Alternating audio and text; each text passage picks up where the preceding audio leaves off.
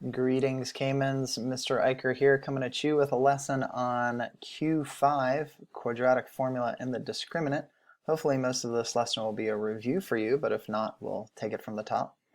First things first, I like to solve for x by completing the square with this standard form of a quadratic, ax squared plus bx plus c equals 0.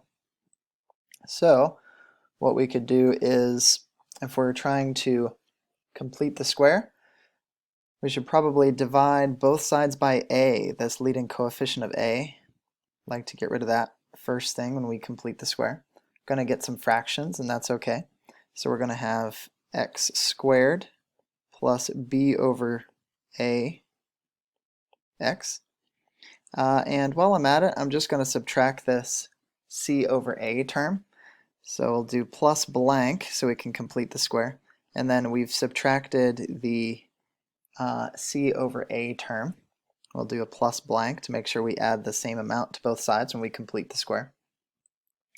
Completing the square, the formula is we're going to take this quantity right here. We're going to have b over a. We're going to divide it by 2, and we're going to square it. So that would be equivalent to b over 2 squared. So we're adding that amount to both sides, b squared over 2a squared. 2a squared would be 4a squared, and we're adding that same amount to both sides, 4a squared. And then on the left, we're able to factor.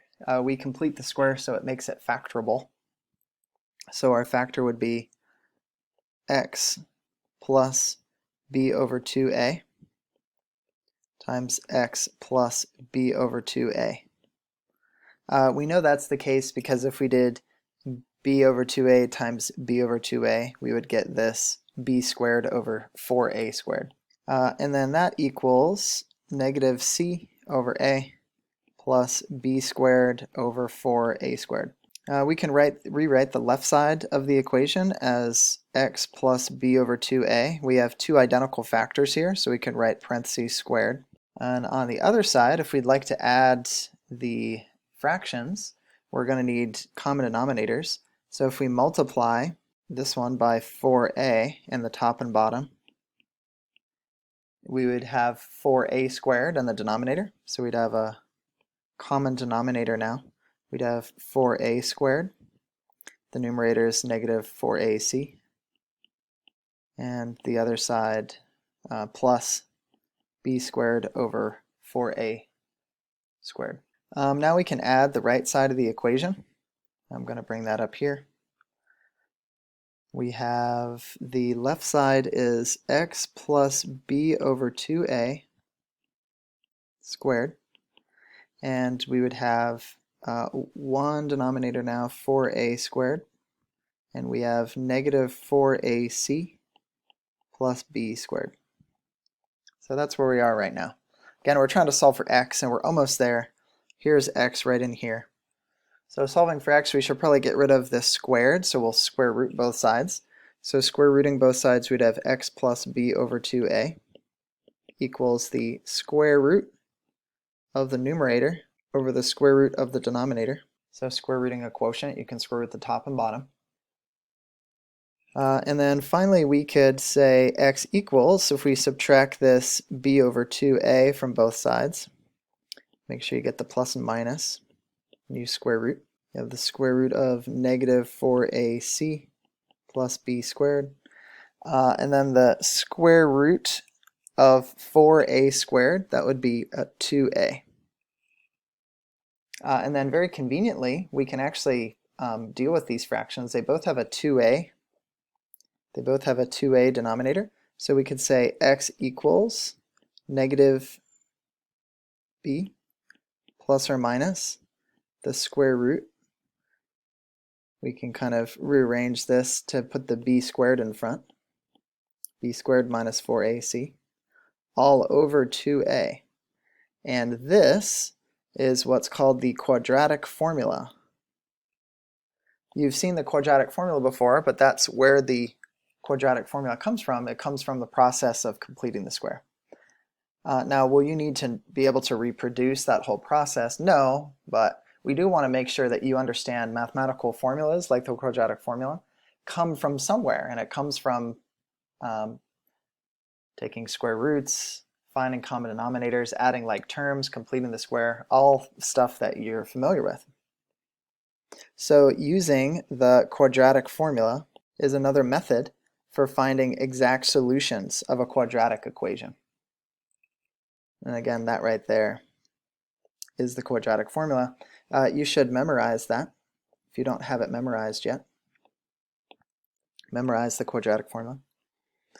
In the part under the radical, which is called the radicand is the part that's b squared minus 4ac. It has a special name.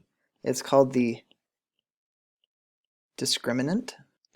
It helps us to determine the type and the number of solutions, also known as roots. So for instance, if the value of the discriminant, the value of b squared minus 4ac is greater than 0, and if it is a perfect square, so for instance, if you had like the square root of 16, you would have 2 rational roots. If the value of the discriminant is greater than 0, but it's not a perfect square, so something like 15 is not a perfect square, you would have 2 irrational roots. And both of those are real numbers. Rational and irrational are real number solutions. So an example of a graph, here's the xy axis. So an example of a graph, you're going to have a parabola, and the parabola is going to intersect in 2 places. So these 2 are your 2 roots, your 2 solutions, and those 2 could be rational numbers or they could be real irrational numbers, and it's all based on if you have a perfect square or not. Another situation is, what if the discriminant is less than 0? So for instance, what if you had something like the square root of negative 4?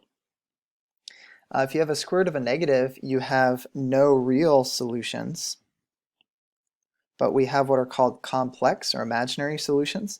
So we'd have 2 imaginary roots.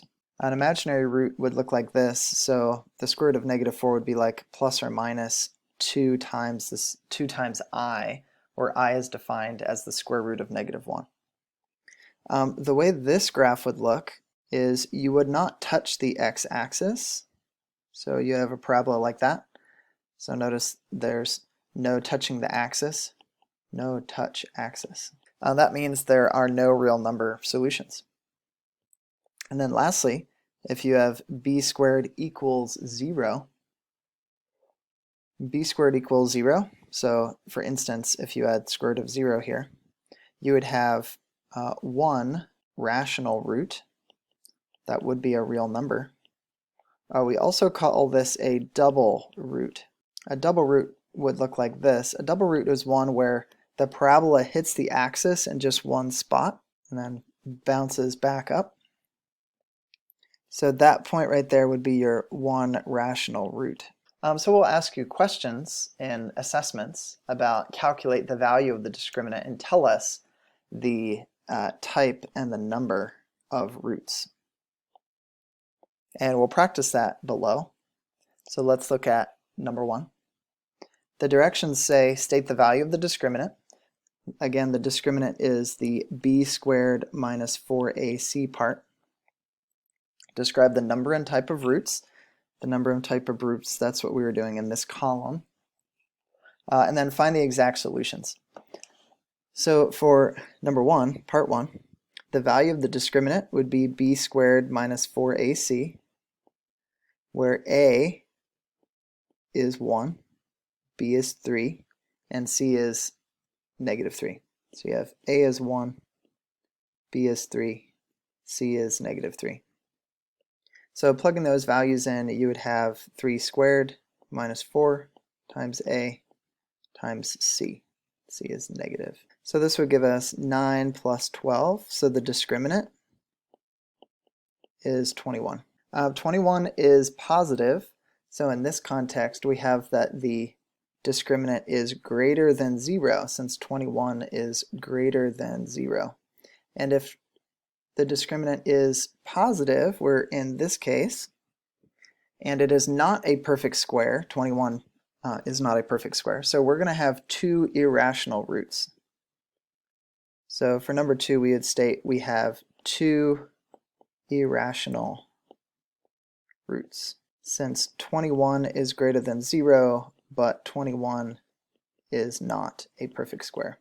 And then lastly, for number 3, we find the exact solutions. And the exact solutions would be the quadratic formula. We'd have negative b, so that's negative 3, plus or minus the square root of the discriminant, which is 21, all over 2 times a, which is 2 times 1. The square root of 21, you cannot simplify at all, so we would just leave it like that. We prefer that you leave the answer like that, but just to make sure that you can evaluate that, I'll write the decimal answers here as well. So the answers, and make sure that you can get these on your calculator. I got one answer as 0.7913, I'll round to 4 decimal places. And then the other answer, when you do the minus square root 21 part, I got the answer negative 3.7913. So these would be the places where the quadratic function, the parabola, crosses the x-axis. If you'd like to pause this video, you can do number 2, and that'll help you when you get to your try this. That'll be it for this video, and the next video we'll do some more practice with the quadratic formula. Thanks for watching.